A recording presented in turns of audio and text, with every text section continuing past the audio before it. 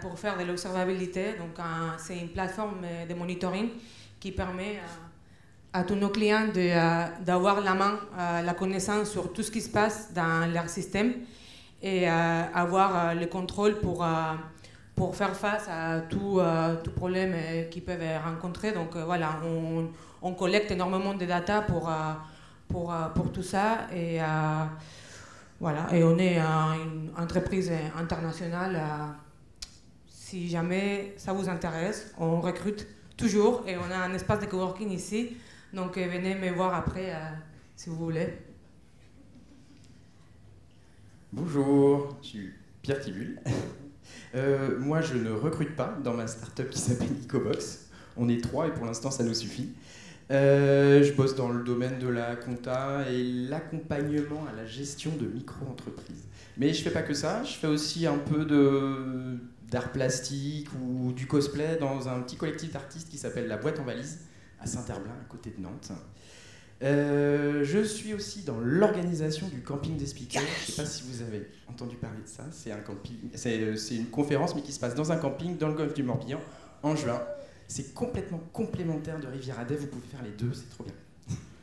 Et j'étais jusqu'à récemment dans l'organisation du meet-up Nantes Android, mais comme je fais un peu moins de mobile, là je suis en train de réfléchir dans quelle communauté locale je pourrais m'investir. Investissez-vous dans des communautés locales, c'est très important. Eh non, moi c'est Horacio. C'est Horacio González. Bah, vous pouvez peut-être apercevoir un petit accent quand je parle. Je crois que je vous ai déjà fait ces réflexions-là deux fois à Riviera Dev. Donc je suis espagnol. Je travaille sur VH Cloud, je m'occupe de la team d'Evrel. J'organise aussi le camping de speakers. Venez l'année prochaine, c'est une conférence que vous n'oublierez pas. Et oui, j'aime bien aussi gribouiller beaucoup. Et cet talk-là, on est 4 parce que même si elle n'est pas là, parce qu'elle ne peut pas être avec nous aujourd'hui, il y a Aurélie qui a fait partie intégrante de ce talk. C'est un talk très personnel pour nous 4. Et donc, plutôt que se répartir la partie Aurélie, on a discuté avec elle et on a fait un parti pris un peu risqué. C'est Aurélie sera là, parmi nous, pendant ce talk. Coucou, c'est Aurélie Vache. Je vous ai dit que je faisais du cosplay, donc c'est des accessoires. D'Evrel, dans la team d'Horacio OVH Cloud, Docker Captain, Google Developer Expert dans le cloud, Git Podero, Duchess France, aussi organisatrice de campagnes de speakers, venez nous voir, podcasts, vidéos, et bien entendu, j'écris des meilleurs bouquins qu'on n'a jamais été écrits sur Kubernetes et Docker de façon visuelle. Alors, du coup, on va commencer avec le premier point du talk. Qu'est-ce que c'est la pensée visuelle? Alors, la pensée visuelle, en anglais, visual thinking. La définition théorique, on va dire, c'est le processus de traitement de l'information visuelle par le cerveau. Moi, j'ai voulu le mettre un peu à mes propres mots, ou plutôt dessins. Et je suis arrivée à là. Donc, c'est aujourd'hui, ce qu'on comprenne comment l'information est traitée par notre cerveau. Donc, on a l'écoute et le parler. Et à ça, on rajoute tout ce qui est éléments visuels afin de créer des idées dans notre cerveau. Donc, c'est, autrement dit, une façon d'exprimer nos pensées, nos idées, l'information visuellement. Et ça, vous pouvez le faire en combinant du texte et des visuels, que ce soit des dessins, des couleurs, des flèches, des pictos, des contenants, tout ce que vous pouvez imaginer comme élément visuel. Et aussi, rajouter, c'est une synthèse visuelle simple, mais pas simpliste, pas confondre. Alors, la pensée visuelle permet de développer plus rapidement et intuitivement ses idées. Ça permet aussi d'identifier les plus importants de l'information en étant plus synthétique et précis. Ça aide à augmenter la visibilité de l'information. Vous verrez tout au long du talk, rien qu'avec les slides, on le prouve par l'exemple, pour voilà, partager, diffuser ou capitaliser. Ça aide aussi à la concentration, compréhension et mémorisation. C'est ludique, c'est créatif, c'est quelque chose qui personnellement me plaît beaucoup parce que je le considère toujours comme une activité très fun, très ludique à faire. Il y a un lien émotionnel avec la pensée visuelle parce que souvent c'est beaucoup plus facile de montrer ou de faire passer un message par image plutôt que par du texte. C'est pas la même chose de dessiner par exemple un bonhomme qui pleure ou qui a un cœur pour faire passer des émotions plutôt que de l'écrire en texte. Donc ça a beaucoup d'impact. Aussi pour la personne qui envoie le message, mais aussi pour la personne qui la reçoit. On dit que c'est universel. Et quand je dis universel, c'est vraiment dans tous les sens du terme. Que ce soit le pays ou le lieu, on voit bien qu'il y a beaucoup de pictos qui sont mondialement compris, peu importe le pays, mais aussi peu importe la culture. Et aussi toute autre spécificité qu'on peut avoir en tant qu'individu ou qu'être humain. À titre d'exemple, il faut dire que la pensée visuelle aide beaucoup aux personnes neuroatypiques. Et aujourd'hui, 15% de la population mondiale est diagnostiquée, c'est-à-dire, normalement, il doit y en avoir beaucoup plus que ça. Tout ça pour dire qu'en ayant une feuille et un stylo, on peut étudier, comprendre, communiquer et résoudre presque n'importe quel problème qu'on puisse avoir. Alors, continuons du coup la pensée visuelle et les pratiques visuelles qui existent dans la pensée visuelle. Nous avons en premier lieu la facilitation graphique. Donc ça, on va dire, c'est la pratique la plus étendue ou la plus globale. Souvent, voilà, ça permet de faire de l'animation dans un collectif, dans un événement. Et ça motive... ça va pousser les interactions ou les échanges entre différentes personnes ou individus. Ensuite, on a le sketchnoting. Donc, pour ceux qui ne connaissent pas, le sketchnoting, c'est une technique de prise de notes visuelle et individuelle ou personnelle. C'est-à-dire que le premier but du sketchnoting, c'est que ça nous sert à nous-mêmes pour nos notes personnelles. Après, on a la capture visuelle, ou aussi appelée scribing ou graphic recording. Il s'agit de faire le résumé d'un événement en live. Et en général, c'est un format large, voire très large, pour donner à voir au public ce qui est en train d'être dessiné. On a l'infographie dessinée. Ça, c'est une représentation visuelle de l'information. En général, ça demande, ça traite un grand nombre d'informations et qui est traité pour le mettre en mode visuel. Voilà, riche en données, pardon. Et pour finir, on a le doodling ou le gribouillage en français. C'est le fait de faire des petits dessins. En général, c'est les petits dessins qu'on va faire un peu pour se détendre et pour passer le temps, si on s'ennuie pendant une réunion, par exemple. Ce genre de choses.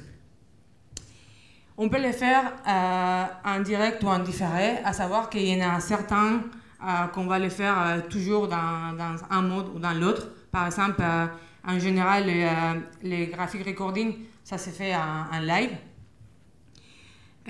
Et sur deux formats, on a le format analogique ou le format numérique.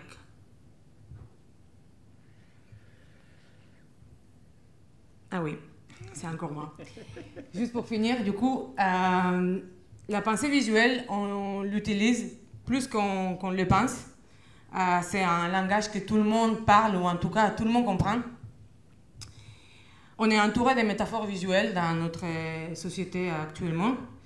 On va voir souvent des pubs de ce style, pour représenter le réchauffement climatique. On a d'autres métaphores, par exemple, quand on dit le temps vole ou le temps c'est de l'argent, on pourrait faire un raccourci pour dire du coup l'argent vole, etc. On va avoir d'autres métaphores voilà, pour représenter la communication ou celui-ci que j'aime beaucoup, que j'utilise dans d'autres talks, la combinaison de LinkedIn et Tinder. Je trouve ça génial. Du coup, juste vous dire, quand on dit qu'une image vaut plus que 1000 mots, ce n'est pas juste une phrase toute faite. Il faut savoir que le 10%, enfin, un individu retient les 10% qu'il entend, le 20% de ce qu'il lit et le 80% de ce qu'il voit. Et donc, comment est-ce que nous, ça nous a aidé? Comment est-ce que moi, ça m'a aidé? Ben, en fait, quand je me suis mis à faire, je suis vite arrivé à ça m'aider sur plein de plans. Et ça a littéralement changé la façon comme je vis. Au début, je me disais un peu d'exagération, ben non. Je suis arrivé en France en 1999. Je parlais presque pas français. Si vous pensez qu'il y a un accent maintenant, imaginez ce que ça pouvait donner il y a 20 ans. Et moi, je n'arrivais pas à exprimer par la parole, et moins encore en français, beaucoup de choses, et ça tombait pas super bien. J'étais là pour faire un doctorat. Donc mon boulot, c'était exprimer des choses aussi. Et du coup, quand j'ai commencé à ressortir mes crayons et des papiers, je me suis rendu compte que, tiens, je pouvais communiquer malgré la barrière de langage, malgré ça, je pouvais communiquer mieux des concepts. Et ça m'a donné envie de communiquer plus. Là où avant, devoir faire une présentation, c'était « c'est compliqué, pourquoi ?» Là, ça m'a facilité la vie. Et du coup, je sais communiquer et je sais partager plus. Ça m'a permis de m'ouvrir aussi vers les autres. Ça m'a permis aussi de mieux apprendre l'information d'une façon plus efficace, mieux comprendre, mieux me rappeler et après mieux pouvoir expliquer. Et donc, quand je lisais quelque chose, quand je regardais une vidéo, si je faisais un résumé visuel, c'était beaucoup plus pratique pour moi que prendre des notes. Et je retenais mieux. Et après, je pouvais mieux restituer. Donc, ça m'a permis de mieux comprendre et de mieux partager. Ça a débloqué ma créativité à plein de niveaux. Pas seulement parce que je pouvais dessiner. Ça m'a aidé autant dans le côté technique que dans le côté personnel. En 2006, j'ai démarré un blog à base de mes dessins, mais dans lequel je racontais plein de choses. Je l'ai commencé à mettre dans des présentations. Quand j'ai fait mes premiers pas en tant que speaker, il y avait toujours des dessins qui aidaient à compléter ce que je disais. Et du coup, ça favorisait la créativité, non seulement dans le domaine tech, mais à tous les niveaux. Mais surtout, ça m'a rendu heureux. Parce que quelque part, j'ai éprouvé du plaisir à dessiner, j'ai éprouvé du plaisir quand les autres voyaient ces dessins-là, j'ai éprouvé du plaisir à mieux pouvoir communiquer, et tout ça, ça a fait « Waouh, c'est agréable, c'est chouette », et ça a contribué à me rendre plus heureux. Il y a une chose que je voulais dire, et là, Anne, non, c'est Aurélie. Bon, Anne, je ne sais pas où elle est, disait tout à l'heure que c'est très important. C'est aujourd'hui, le système scolaire, soyons sincères, elle est fait pour une majorité que ça doit être 60%, 70% des enfants, des adultes, ceux qui aiment apprendre avec un lisant. Mais il y a déjà au moins 15% de la population qui est neurotypique, que ça soit dyslexique, dyspraxique, autiste, TDAH. En pratique, il doit y avoir beaucoup plus non diagnostiqués. Mais il y a aussi une bonne partie des gens qui sont très neuroatypiques. Simplement, la façon d'apprendre les choses, ce n'est pas en lisant. Ils s'apprennent beaucoup mieux avec des dessins, avec des vidéos, de notre façon. Malheureusement, on a tout construit autour des livres, de lire, et ça laisse sur le côté plein de monde. Et donc, pour moi, la pensée visuelle, c'est aussi une façon d'aider toutes ces personnes qui, comme moi, Ils sont mieux à apprendre à partir des dessins, à partir des schémas, à partir des résumés visuels, à partir des vidéos. La pensée visuelle, elle permet de compléter, et si à la place de devoir lire un bouquin comme ça, tu vas voir quelques vidéos, quelques schémas, et tu arrives à comprendre beaucoup mieux, tant mieux. Donc ça permet de réinclure toute une série de personnes qui sont quelque part mises en difficulté par les systèmes classiques. Et seulement pour ça, je pense que ça mériterait d'être beaucoup plus appris et beaucoup plus enseigné dans les parcours scolaires, dans la vie de tous les jours. Bon, je crois que sur cette partie-là, on peut penser à comment est-ce qu'on s'en sert. Alors, comment on s'en sert dans la tech? Bon, maintenant, je suis Aurélie, si vous n'avez pas compris. D'abord, pour créer les slides de présentation. Donc, c'est que ce soit des slides en interne ou en externe. Pour ce genre d'occasion, comme aujourd'hui, une conférence, mais ça peut être aussi pour des réunions internes, pour des presses, tout ce que vous pouvez imaginer. Qui demande d'avoir un support avec des slides. C'est quelque chose qui est ludique, comme je l'ai dit, comme Annelle a dit tout à l'heure, visuel, c'est-à-dire que les gens qui vont suivre les slides, ils vont être beaucoup plus attirés par l'information qu'on leur montre, et facilement mémorisable. Donc encore une fois, puisque l'information est synthétiser et on enlève tous les textes ou tous les éléments un peu banals ou extra pour juste montrer l'essentiel de l'information avec des images, ça devient beaucoup plus facile à retenir ensuite.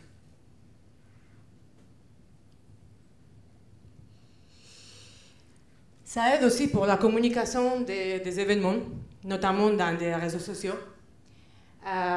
Personnellement, nous, on a pris l'habitude de faire beaucoup de com autour de nos presses ou de différents événements en utilisant la pensée visuelle. Donc, tout simplement en rendant les informations sur la conférence ou l'événement de façon visuelle et communiquée. Et on a vu que c'est vrai que ça attire beaucoup plus de gens. En tout cas, ça arrive à beaucoup plus, à une population plus grande. Enfin, aussi, ça sert pour la communication en interne. Donc, ça peut être les mails, mais ça peut être aussi tout outil de communication, que ce soit synchrone ou asynchrone. Parce qu'encore une fois, aujourd'hui, voilà, dans l'informatique, on fait beaucoup de l'asynchrone, donc c'est important de capitaliser et de partager l'information. Ici, l'exemple que vous avez, c'est un mail. Je ne sais pas si vous, dans vos sociétés, vous recevez beaucoup de mails. Pour moi, c'est le cas. Et il faut que j'avoue que souvent, c'est des mails, soit je vais les supprimer, soit je vais les lire, mais en diagonale, soit je vais tout simplement les ignorer, parce qu'on en a beaucoup. Et il y a beaucoup de textes à lire. Si on fait l'exercice de prendre les mails et de les mettre en mode visuel, en gardant du coup les informations plus importantes et vraiment en se focalisant sur ce qu'on veut faire transmettre, on voit que ça arrive à beaucoup plus de gens et les gens du coup voilà, ils montrent intérêt par les mails qu'ils reçoivent et comme j'ai dit tout à l'heure, du coup même a posteriori, les gens s'en souviennent, ce qui est très important.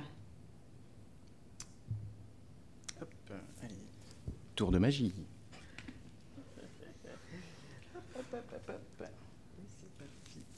Et voilà. Et c'est Aurélie qui prend la suite. Je vais vous parler des sketch-notes, ce qui est une des facettes de la pensée visuelle. Donc c'est la prise de notes qui va mêler dessin et texte. Donc là, il y a des petits exemples de ce que Pierre excusez-moi, a réalisé. Donc vous voyez, c'est pas exactement le même niveau peut-être de précision que les sketch-notes de Annie qu'on a vu. Annie est très très précise. Pierre est un petit peu plus... Brouillon, voilà, mais il assume. Les sketch notes, on va pouvoir les utiliser, prise de notes en conférence, mais là où c'est très puissant, c'est aussi les prises de notes en réunion. Si vous voulez faire des comptes rendus de réunion qui, contrairement aux mails que vous envoyez avec votre compte rendu texte, n'obtient aucun retour, notamment aucun retour à des questions, ou peut-être même aucun retour à des peut-être erreurs de saisie que vous avez fait, avec une sketch note ou avec une prise de notes qui va être un petit peu plus dessinée en couleur, avec des petits éléments de lien ou des petites boîtes, vous allez avoir des retours beaucoup plus, et des retours très riches. Donc là-dessus, c'est très intéressant. Aussi, en retour de conférence, parfois, votre société va vous demander peut-être un petit compte-rendu. Là, vous venez coller vos sketch notes. Ça y est, j'ai fini. Et puis, en présentation, voilà, utilisez les sketch notes, comme ici. Voilà, j'utilise des sketch notes pour vous faire une présentation. Vous pouvez préparer un petit peu à l'avance. C'est ludique. Il y a des couleurs, c'est visuel, et ça marche beaucoup mieux, et ça attire le regard. Et ça amène aussi beaucoup plus de bienveillance que, j'imagine, si vous aviez eu les mêmes infos en mode bullet point. Voilà. L'intérêt des sketch notes aussi, c'est les retours qu'on peut avoir. Donc là, c'est des exemples de sketch notes qu'on a pris en conférence. Donc là, Anne a fait une sketch note d'une conférence de Aurélie. Et ça fait toujours extrêmement plaisir pour un speaker d'avoir une sketch note, parce qu'au moins on sait exactement si tout ce qu'on essaye de transmettre comme information est bien pris en compte. Et là on a tout de suite le résultat. On sait que si les principaux concepts ou les principaux thèmes abordés sont bien pris en compte. Et alors là je prends la casquette de Pierre. Donc ce matin j'ai fait la sketch note de la keynote de Moncari, et elle m'a fait un retour très émouvant. Voilà. Donc ça envoie de l'amour, je trouve ça trop bien. Donc là on voit sketch note de Anne. Donc vous voyez, on n'est pas obligé d'atteindre ce niveau-là tout de suite. Donc bienveillance. Il me semble que toi tu fais les sketch notes en 2 temps. Contrairement à Pierre qui fait ses sketch notes en mode brouillon et les publie immédiatement sur Twitter. Voilà, c'est deux façons de faire. Il n'y a pas une bonne ou une mauvaise. Chacun choisit ce qu'il préfère. Un autre exemple de sketch note de Anne. Ça permet aussi d'expliquer des concepts techniques. Personnellement, j'utilise ça très régulièrement. Dans toutes mes réunions, je suis au tableau avec un crayon, je ne peux pas m'en empêcher. Et j'essaye de pousser mes collaborateurs et collaboratrices à prendre le crayon et à eux-mêmes essayer d'exprimer toutes les notions, tous les concepts ou l'architecture peut-être qu'ils veulent démontrer ou proposer. Et c'est souvent très riche parce qu'on voit immédiatement ce qui va fonctionner, ce qui va moins fonctionner. C'est valable donc soit en live pour des tableaux, quand on fait ça en mode tableau blanc, mais on peut en faire aussi des documents techniques qui vont rester, comme des notes de blog, comme des bouquins. On va en parler un petit peu plus tout à l'heure sur écrire des bouquins quasiment entièrement en sketch note. Voilà, donc là on continue sur cette notion de livre. Là c'est les livres que Aurélie a proposés sur du Go, sur du Kubernetes. Et franchement ça permet d'appréhender différemment ces technos-là. Et parfois avec un petit raccourci visuel, voilà, on pige le truc, ou parfois on a lu 2 chapitres sur le sujet et on est passé à côté de l'information essentielle. Comment se lancer?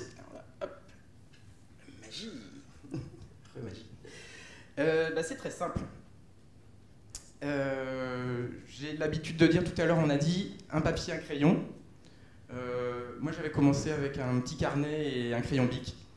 Voilà, ça suffit en fait. On est rapidement frustré parce que je sais pas vous, mais moi je suis un peu geek, donc il faut forcément la course à l'armement, sinon c'est pas drôle. Donc je suis passé sur des carnets plus chers et avec un meilleur papier, un meilleur senti, du crayon qui glisse, des meilleurs crayons, des crayons de couleur, des crayons noirs aussi, des crayons noirs indélébiles, ce qui nous permet d'écrire au crayon noir et ensuite de venir passer de la couleur sans que ça bave. Voilà, ça on l'apprend au fur et à mesure, mais c'est pas très grave au début si ça bave, c'est un peu moins joli. Mais...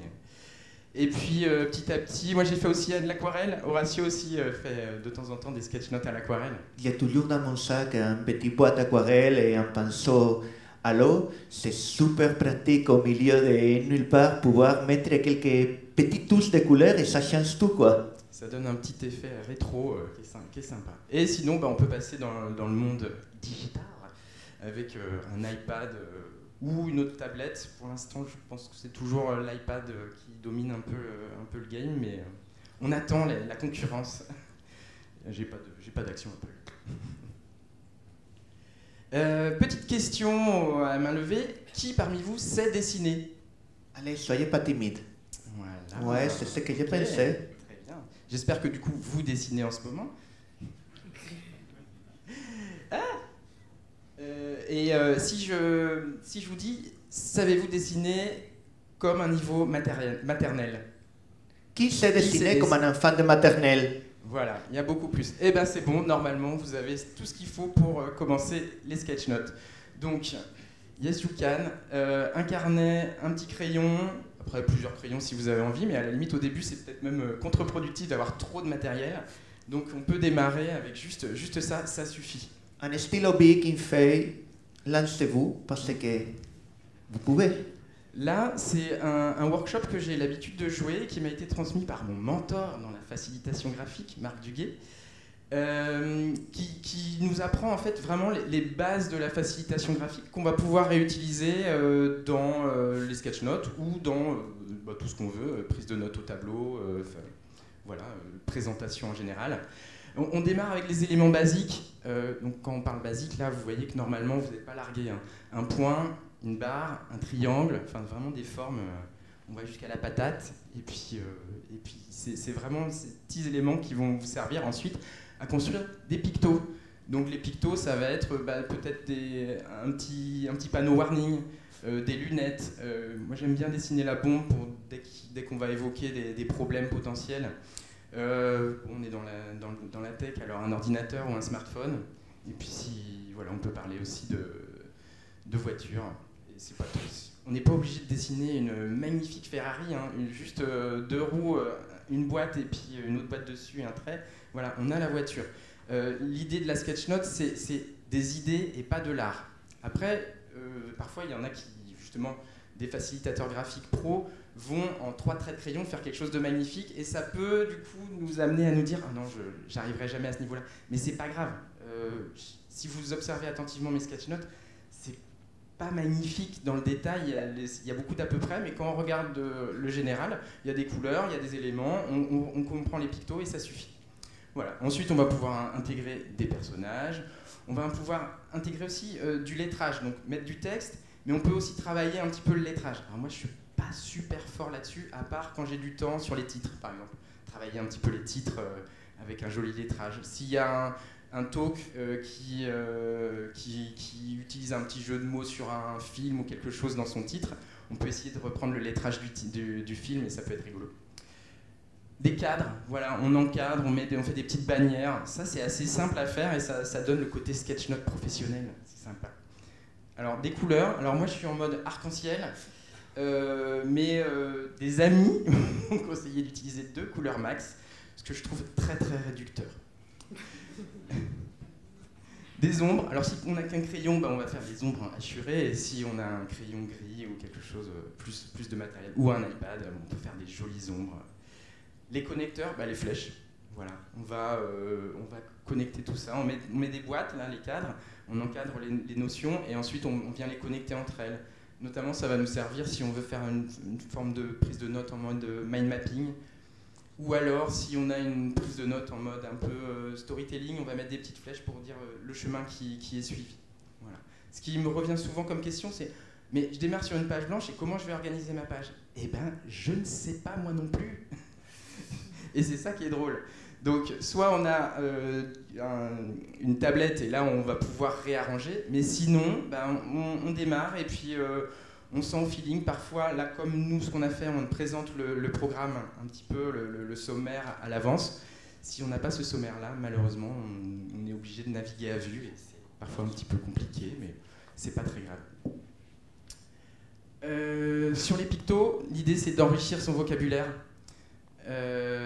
Au début, on va démarrer avec quelques petits éléments à intégrer dans ces sketch-notes, et petit à petit, en pratiquant, on va avoir de nouveaux petits pictos à mettre qui vont venir égayer nos pages, les idées avec la petite ampoule, les outils avec une clé sans molette, ou les cœurs, les sens interdits, les flammes. Voilà, ça c'est des choses où on va s'entraîner. On va les avoir ensuite avec la petite mémoire musculaire de notre main. Là, on va pouvoir les dessiner en moins d'une seconde. Et ça va être intégré comme du texte ensuite dans nos sketch notes. Et il faut pratiquer. Et il ne faut pas hésiter à démarrer, même justement quand on n'est pas bon. Et il ne faut pas hésiter à démarrer aussi tant qu'on n'a pas le super matos. Justement, il faut démarrer avant pour savoir de quoi on aura besoin par la suite. Voilà, step by step. Ou baby, je n'ai pas la chorégraphie, mais vous avez un petit peu l'idée. Donc on démarre petit, on démarre doucement, et puis petit à petit on devient de plus en plus confiant, et ça va fonctionner. Quelques petits tips. Moi j'aime bien de commencer un petit peu à l'avance, arriver quelques minutes avant si c'est une sketch note en conférence. Voilà, on connaît le titre, on connaît les speakers, on met les petits handles Twitter, et puis le petit logo de la conf. Et quand je connais pas le plan, je découpe en 4 ma page, et je me dis un quart du temps par quart de page. En général, ça marche pas, mais c'est la moins pire des solutions que j'ai trouvées. Voilà, donc dessiner le logo, alors soit les logos des conférences, soit aussi les logos des technos. Java là, mais aussi, je sais pas ce qu'il y a, il va y avoir du Rust, du Kotlin, du JavaScript, tout ça a tous ces langages ont des logos. Et ça, si vous n'avez pas beaucoup de pictos à mettre dans votre sketch note, au moins ça mettra un petit peu de couleur. Ça peut être le début, en fait. Voilà, accepter ses erreurs, surtout si on est sur papier. Et c'est tout pour moi. Alors, du coup, après la partie des pierres, on va passer à voir quelques exemples. On va commencer par un peu avec les référents historiques qui ont fait beaucoup du bien à la pensée visuelle. Nous avons d'un côté Rudolf Arnheim. Alors, Rudolf, c'était un professeur de l'université de Harvard qui a fait des études sur la psychologie humaine, et c'était un des précurseurs de la pensée visuelle. Il a publié ce livre il y a beaucoup d'années sur les raisonnements humains, une étude théorique sur la pensée visuelle. Donc c'était vraiment le tout premier qu'on connaisse dans l'histoire à parler de la pensée visuelle. Nous avons aussi Mike Rowe, pour ceux qui ne connaissent pas Mike, et surtout son livre de Sketch Note Handbook. Alors Mike, il est graphiste, professeur, illustrateur, et le créateur du sketchnoting, de cette technique dont on parle aussi souvent. Et n'importe qui démarre presque dans le sketchnoting, c'est l'un des livres référents qu'il faut qu'il achète ou qu'il utilise. Et un troisième, je ne pouvais pas oublier Julia Evans. Donc Julia, c'est quelqu'un déjà un peu plus proche de nous, puisque déjà elle est vivante. Hein. Bon, Mike aussi. Mike aussi à la dernière nouvelle. Mais c'est aussi... alors Julia, elle est software développeur à Montréal. Et Julia, ce qu'elle soutient, c'est que c'est essentiel de comprendre les systèmes et les outils dans nos quotidiens pour arriver à innover et à résoudre des problèmes complexes ou difficiles. Elle diffuse beaucoup ce genre de dessins, de visuels que vous voyez ici, et qui montrent sur quel type de problème elle tombe dans son quotidien, dans son boulot. Donc elle fait tout simplement de la banalisation de l'information en expliquant comment on peut résoudre un problème technique. Et le fait de les rendre dans cette forme visuelle, ça permet de beaucoup mieux comprendre quel est le problème et quelles sont les différentes possibilités pour les résoudre. Et moi, personnellement, je trouve que c'est quelque chose de très sympa parce que, par exemple, c'est pas toujours des sujets que je connaisse ou que j'ai l'habitude de faire ou de traiter dans mon quotidien. Mais rien que voir un visuel comme ça, ça va me donner de l'intérêt et je vais avoir envie d'aller plus loin et de me renseigner plus. Donc je trouve que c'est vraiment bien. C'est des vrais référents. Après, il y a aussi Marc Duguay, plus au niveau français, qui est aussi une référence pour moi aussi. Mais bon, je ne l'ai pas rajouté ici. Donc ce sont des références mondialement connues qu'on a listées. Mais on ne pouvait pas éviter de parler un peu de nous-mêmes, puisque bon, on vous fait cette présentation, mais on a aussi un peu l'habitude d'utiliser la pensée visuelle. Et ça vous donne aussi quelques exemples plus terre à terre. On n'aura jamais le niveau de Mike Rodd, mais vous verrez que même avec moins de talent, on arrive à faire des choses qui sont assez sympathiques. Du coup, alors, moi j'avais commencé le sketchnoting au début de ma carrière, justement, parce que j'avais vu une presse de Marc Duguay. Et suite à ça, j'avais commencé à faire des sketchnoting sur des sujets techniques, notamment des conférences. Donc voilà, ce genre de visuels. Et un bon jour, j'avais été contactée par Microsoft pour faire quelques visuels qui montrent ou qui expliquent les technos propres à Microsoft ou leurs produits, afin de publier un livre d'une quinzaine d'illustrations, de résumés visuels sur leurs technos. Voilà pour moi. Moi, je l'utilisais pour mon blog depuis longues années, mais quand je suis rentré chez OVH, j'ai commencé à utiliser mes dessins pour mon travail. Et c'était vraiment le moment kiff total que j'aurais bien aimé pouvoir aller dans le passé et parler à l'Horatio adolescent, dire « Wow, tu sais, un jour tu seras payé en partie pour dessiner ». Et ça a commencé avec les blogs d'OVH. Je me suis retrouvé à devoir publier des articles dans les blogs et on n'avait pas de graphiste disponible. Et je me suis dit « Ouais, je peux les illustrer moi-même ». Et j'ai commencé à faire des petits dessins pour les blogs. Et le style, ça a plu. Au point que maintenant, les blogs OVH, toutes les illustrations, que ça soit fait pour moi ou par d'autres personnes, c'est des dessins, c'est des gribouillis, ça donne l'identité graphique de notre blog. Je les ai utilisés aussi dans les slides de toutes les présentations que j'ai faites, parce que, comme je vous disais, c'était plus simple pour mettre plein de concepts dans peu de place, sans devoir utiliser des bullet points. Et je l'utilisais pour faire des infographies. Voilà, ça m'a pris un peu plus de temps, mais ça permet aussi de donner un style différent et de condenser beaucoup d'informations en peu de place.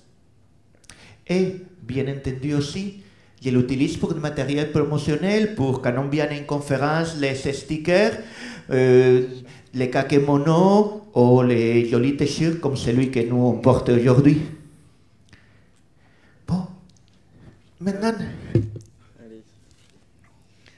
Tu me tiens ça? C'est un peu plus compliqué que j'ai pensé. Oh la vache, on aurait dû mieux s'entraîner. Oh Aurélie, pardon.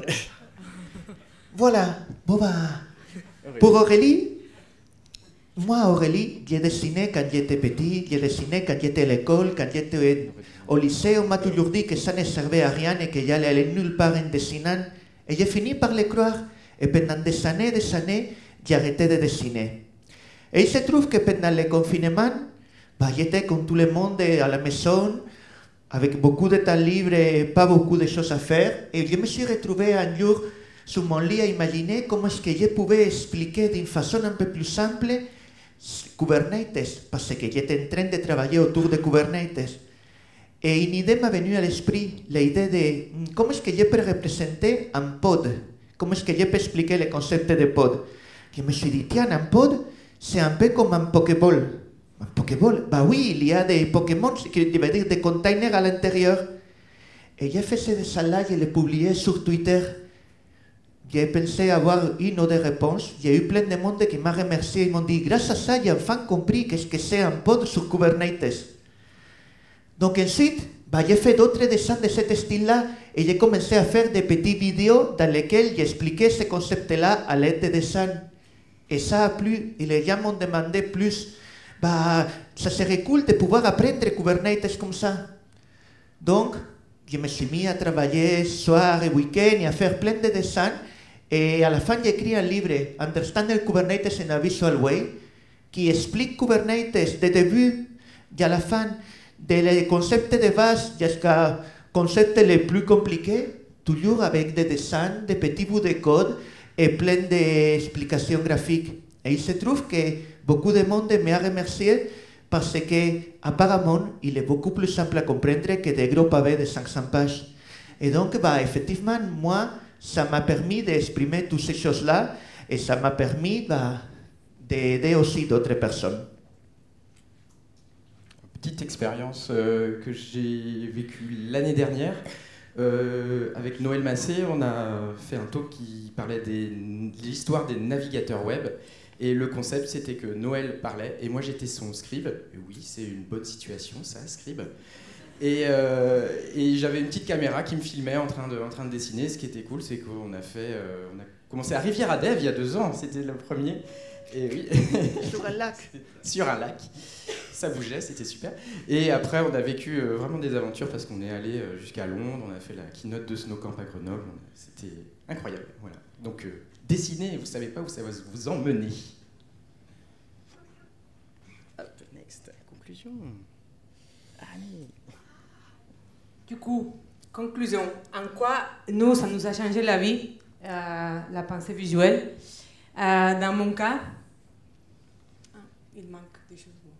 Ça me stimule. Ça stimule ma créativité. Voilà, j'ai une excuse encore plus pour dessiner. Et ça m'aide à me détendre. Ça aide aussi à ma compréhension, comme je vous ai dit tout à l'heure avec l'exemple de Julia Evans. Ça aide beaucoup à diffuser l'information, à les rendre plus facilement compréhensibles. Mais c'est aussi quand nous-mêmes, on fait du sketchnoting, on s'efforce à comprendre l'information, à les résumer, à les synthétiser. Et du coup, c'est un exercice très chouette, très intéressant. Dans le même sens, ça, on va dire, ça éveille ma curiosité aussi, puisque comme j'aime beaucoup faire du sketchnoting et j'aime beaucoup dessiner, je vais aller chercher des sujets qui sont moins familiers pour moi et je vais essayer de les rendre en mode visuel. Encore une fois, les avantages que ça apporte, c'est pas seulement de faire des dessins, c'est aussi que quand je les fais, pendant que je suis en train de les faire, j'apprends des choses de façon ludique. Et ça m'aide, comme on l'a évoqué plusieurs fois, à la vulgarisation, donc à faire passer des messages sur n'importe quel sujet ou n'importe quelle occasion, que ce soit des conférences ou des choses que je vais partager ou mes talks que je vais donner ou n'importe quoi. Je m'en sers comme ça. Et je peux plus m'en passer. Moi, ça m'a donné confiance en moi. Et là, c'est déjà le plus important. Ça m'a permis d'être ici devant vous, pas seulement pour cet talk-là particulier. Si je suis speaker aujourd'hui, c'est grâce au fait qu'en dessinant, je me suis rendu compte que je peux expliquer des choses et que moi aussi, je peux me tenir ici et vous raconter des histoires. Ça m'a boosté ma créativité. Grâce à ça, j'ai appris de nouvelles choses. Je me suis lancé dans de nouveaux défis, que ce soit dans la tech ou hors la tech. Donc pour moi, littéralement, ça a changé ma vie le jour où j'ai décidé que malgré ce qu'on m'avait toujours dit, peut-être je ne savais pas dessiner, mais cela ne m'empêchait pas de dessiner. Ça m'a aidé à mieux communiquer, ça m'a aidé à rencontrer des mondes, ça m'a aidé à être dans des endroits chouettes comme ici, devant vous, vous raconter cette histoire-là, et ça m'a permis de trouver ma voie. Je suis devenu de frère, je travaille avec la communauté, j'ai fait des choses comme celle-ci grâce au jour où j'ai décidé de reprendre mon crayon. Basiquement, ça m'a fait devenir la personne que je suis aujourd'hui. Et je trouve ça vraiment chouette pour quelqu'un à qui on a toujours dit bah, mais tu sais pas dessiner, ne perds pas ton temps avec ça, fais des trucs plus utiles que ça. Et. Hop, c'est pas pratique.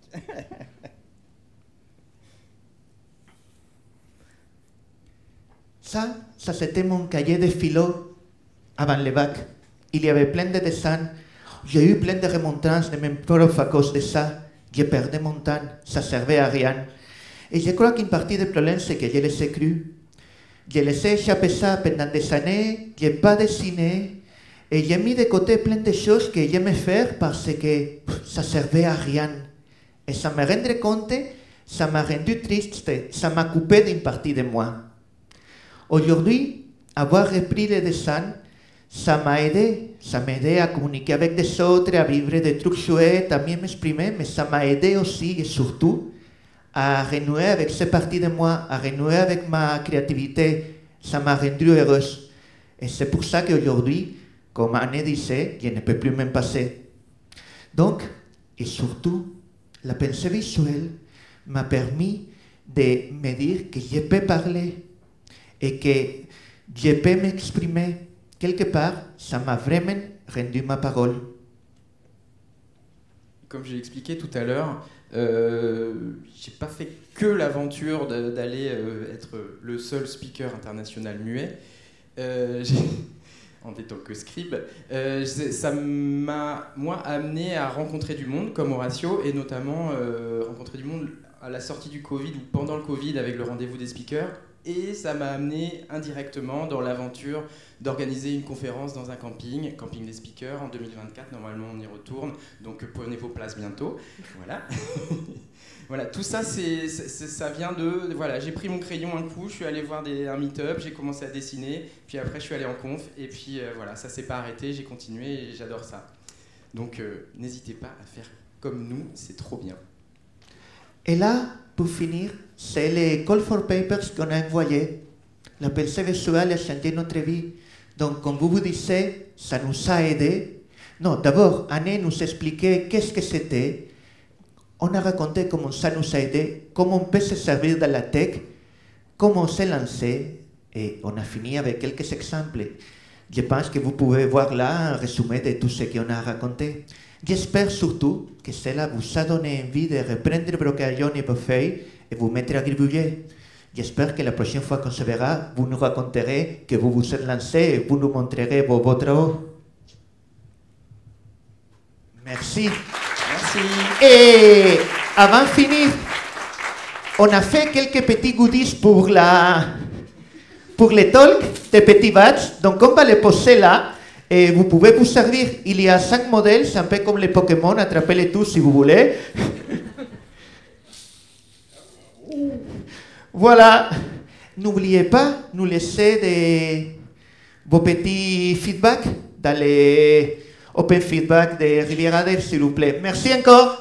Collez les gommettes et mettez des commentaires constructifs.